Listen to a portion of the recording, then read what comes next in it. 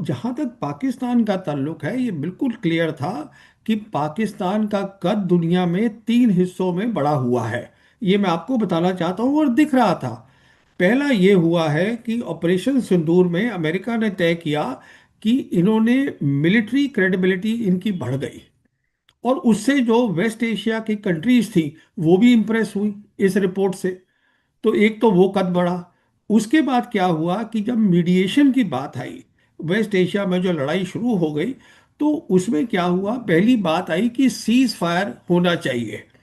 पर ईरान तो cease fire के लिए कभी तैयार था ही नहीं। तो क्या किया पाकिस्तान ने, उन्होंने 29 मार्च को कुछ जो रीजन के थे फॉरेन मिनिस्टर्स उनको बुलाया इस्लामाबाद पे। मिसाल के तौर पे उनके फॉरेन मिनिस्टर थे पाकिस्तान के, फिर इजिप्ट के थे, सऊदी अरेबिया के थे और टर्की के थे। चारों ने मिलके एक ड्राफ्ट पीस प्लान बनाया, जो कि ईरान को चाहिए ही नहीं था। पर वो ड्राफ्ट पीस प्लान लेकर, जो कि एक्सेप्टेबल था रीजनल कंट्रीज को, विच मैटर, तो उनके जो विदेश मंत्री थे इशाक दार, आप याद करिएगा, वो चाइना गए और चाइना में वोंग ही से मिले, उनके फॉरेन मिनिस्टर से। और 31 मार्च को एक जॉइंट 5 पॉइंट प्लान रिलीज करा गया। अच्छा, ईरान को कोई दिलचस्पी नहीं थी उस स्टेज में सीज फायर के लिए, बट ईरान को ये पक्का दिख गया कि जो चाइना है वो खुल के अब जो वॉर में इंटरेस्ट ले रहा है, सीज फायर करना चाहता है, तो वो शामिल हो गया है। जहां तक पाकिस्तान का ताल्लुक था, उस काम से जो पाकिस्तान ने किया, देखिए क्या हुआ। पाकिस्तान की क्रेडिबिलिटी एज अ मीडिएटर तीनों ग्रेट पास के बीच में, मल्टीपोलर वर्ल्ड में, जो कि अमेरिका, चाइना और रशिया है, और जो रीजनल पास है उसके अंदर स्टैब्लिश हो गई। तो उस दिन वो क्रेडिबल मीडिएटर बन गया। अच्छा, अब देखिए अब क्या हुआ है, अब बात और ऊपर उठ गई। अब बात, जैसे आप बता रही थी, अब बात हो रही है फ्रेमवर्क फॉर परमानेंट पीस। जो 10 पॉइंट ईरान ने दिए हैं उस पे अमेरिका तैयार है बात करने को। और फिर जो पाकिस्तान के प्राइम मिनिस्टर हैं उन्होंने कहा है कि ठीक है, 10 अप्रैल को आप आइए इस्लामाबाद में, तो अब हम हायर लेवल देखेंगे।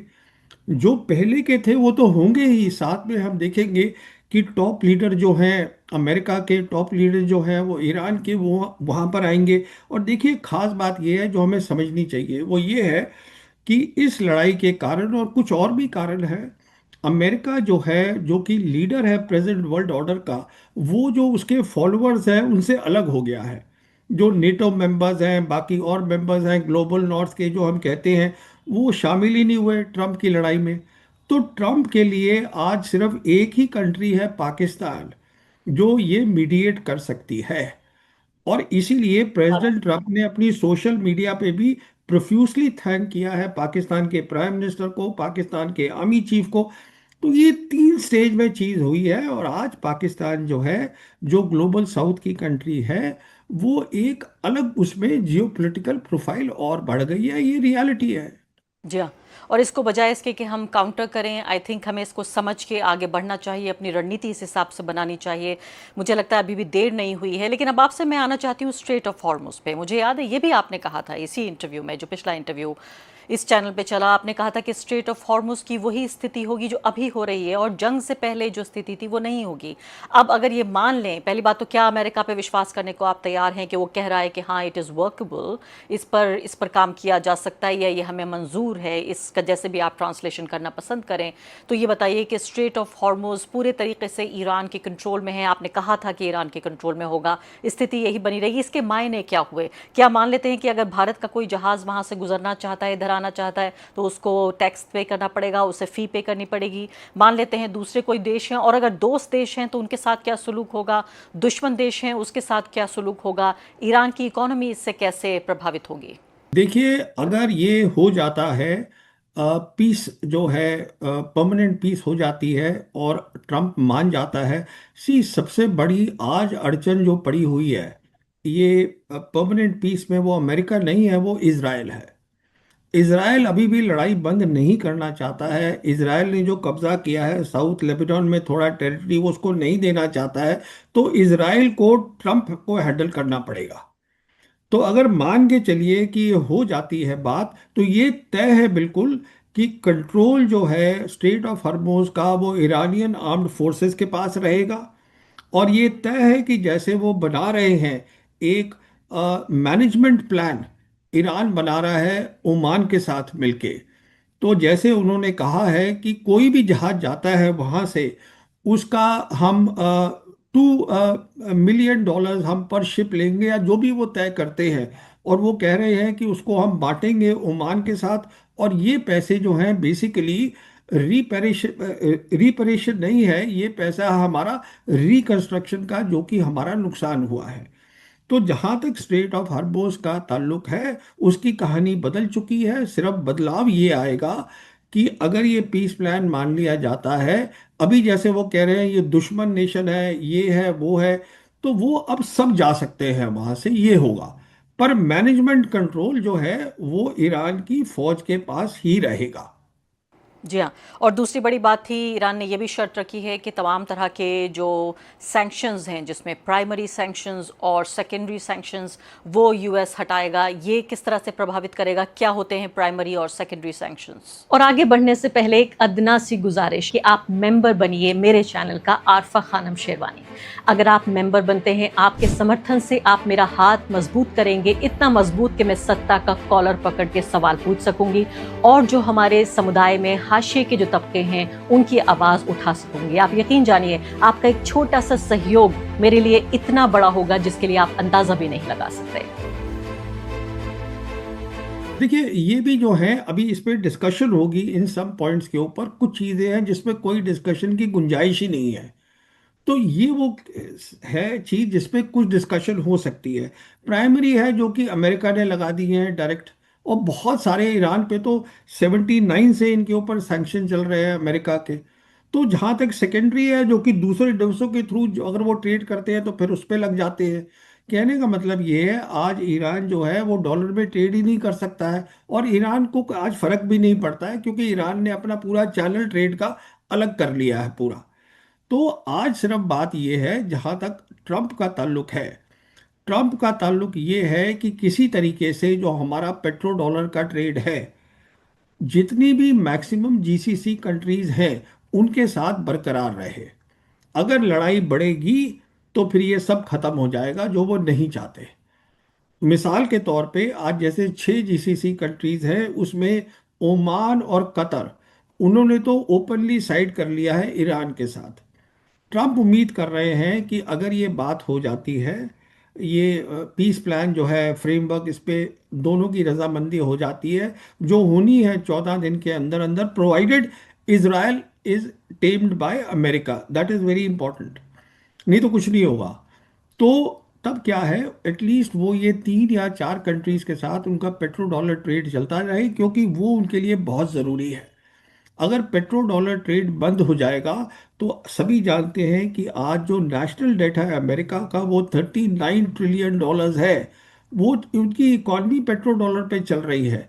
तो उनको बहुत भारी नुकसान होगा, और इकोनॉमी जो है उनकी वो पूरी खराब हो जाएगी, अमेरिका तो की। अभी तो आप जिक्र कर रहे हैं खाड़ी देशों का, मैं ये भी जानना चाहती हूँ उसमें दो देशों को आप अलग कर रहे हैं कि उन्होंने जिस तरह का संबंध रखा है ईरान से इस दौरान, वो जाहिर है वो भी इस बात को प्रभावित करेगा कि उनके संबंध कैसे हैं अमेरिका से। लेकिन ये जो मिलिट्री बेसिस हैं, ये तो कहीं ना कहीं एक पूरे वर्ल्ड ऑर्डर का हिस्सा था कि मिलिट्री बेसिस के जरिए पूरी खाड़ी पर कब्जा था अमेरिका का।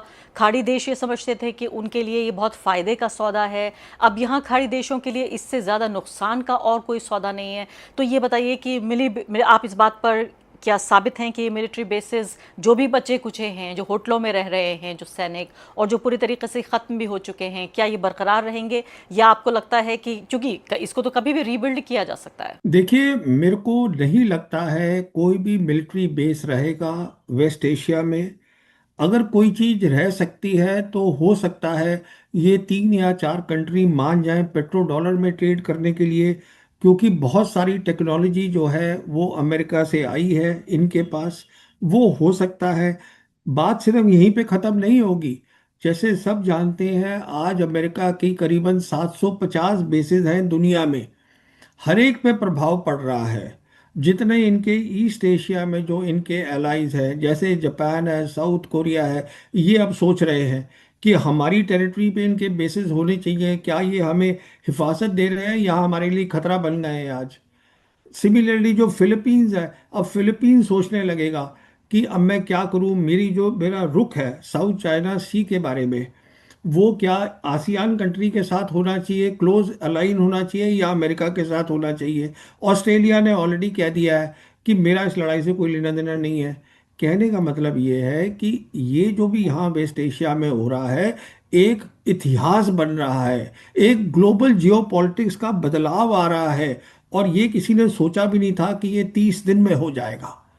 तो इस कारण से नॉट ओनली ईरान ने ये लड़ाई जीती है, ईरान एक बहुत मजबूत खंबा pillar of the new world order वो बन के उभरा है। ये एक अभी तो नई चीज हो रही है बिल्कुल। नई चीज हो रही है। अभी तो ईरान मजाक कर रहा है, उनके जो अलग अलग उनके एम्बेसीज के ट्विटर हैंडल्स से कह रहे हैं say hello to the new super power of the world. और तमाम लोग कह रहे हैं कि yes super power, we are saying hello to you, कैसे हैं आप लोग।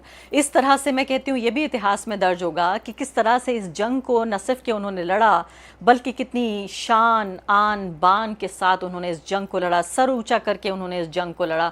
सिर्फ इतना ही नहीं है कि, और जाहिर है ये भी उन्होंने कॉम्प्रोमाइज़ नहीं किया कि जो ह्यूमन वैल्यूज़ थी उनके ऊपर भी, इंसानी जानों की भी हिफाजत करने की उन्होंने कोशिश की।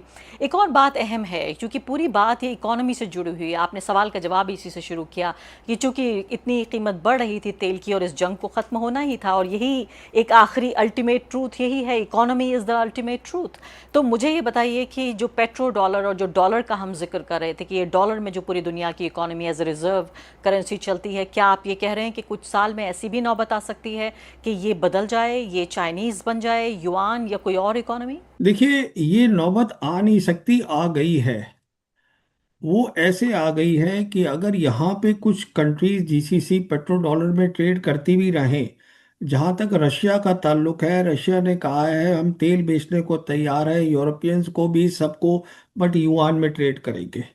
जहाँ तक ब्रिक्स का ताल्लुक है, एक बहुत इंपॉर्टेंट रोल तो ब्रिक्स का एक ऑब्जेक्टिव है, वो ये है कि किस तरीके से डॉलर से हटके रीजनल करेंसी जो लोकल करेंसीज हैं उसके अंदर ट्रेड करा जाए, एक ऐसा डिजिटल सिस्टम बना के, जिससे कि हम, जैसे कि युआन का रूबल के साथ ट्रेड हो सके, जैसे रुपए का रूबल के साथ हो सके। तो ये सब चीज़ें हो रही हैं और बहुत तेज़ी से हो रही हैं, और अब और तेज़ी से बढ़ेंगी। जैसे मैंने आपसे कहा, न्यू वर्ल्ड ऑर्डर बन रहा है, उसमें एक खास बात ये होगी कि जो दो, बेसिकली दो स्ट्रेंग्थ्स हैं अमेरिका की, वो दोनों कम हो जाएंगी बहुत ज़्यादा।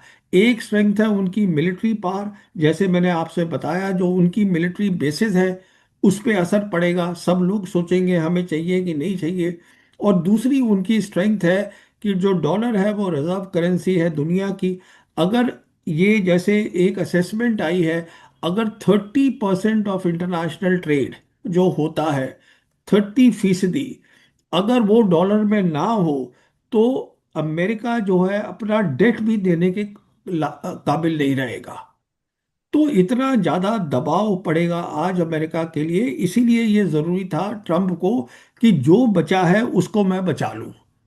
बहुत बड़ी बात है जो आप अभी कह रहे हैं जी। जी, तो इसलिए ये अमेरिका के लिए फायदेमंद है, पर ये इजराइल के लिए फायदेमंद नहीं है। उसको मैं कारण आपको बताता हूँ। वो इजराइल लाया ही था अमेरिका को लड़ाई में अपने ऑब्जेक्टिव्स के लिए। उसके ऑब्जेक्टिव्स क्या हैं? जो सबसे बड़ा ऑब्जेक्टिव है स्ट्रेटेजिक लेवल पर जायनिस्ट का, वो है ग्रेटर इजराइल, जो अब नहीं होगा। पर वो दूसरा ऑब्जेक्टिव जो लड़ाई का है, उसकी कोशिश कर रहे हैं कि अगर ट्रंप लड़ाई से हट भी जाए, तो जो अमेरिका की सेंट्रल कमांड है, मिलिट्री कमांड, जो कि इस पूरे एरिया को देखती है, वो अपनी कैपेबिलिटीज जो है वो इसराइल को देती रहे लड़ाई लड़ने के लिए। और ये इसलिए हो सकता है क्योंकि इसराइल लॉबी, जैसे सब जानते हैं, अमेरिका में बहुत ज़्यादा पावरफुल है। जी हाँ। उनका ये है ट्रंप को कि आप जाइए, आपको जहां जाना है। सेंट्रल कमांड, देखिए सेंट्रल कमांड का आज जो फॉरवर्ड हेडक्वार्टर्स है वो कतर में है। कतर ने कह दिया है अपने सब फौजी यहाँ से हटा लो, हमें ये बंद करना है। क्योंकि कतर, जैसे मैंने आपको बताया, ओमान के साथ मिलके अलाइन हो गया है ईरान के साथ। तो वहाँ करीबन 10,000 सोल्जर्स है अमेरिकन। अब वो कहाँ जाएंगे, इसराइल के आसपास कहीं हेडक्वार्टर बनेगा, पर इसराइल चाहता है कि उनका रोल बरकरार रहे। अमेरिका लगा रहे जिसको पीस करनी है नहीं करनी है, उसका उनसे लेना देना नहीं है, इसीलिए वो लड़ाई को रोकना नहीं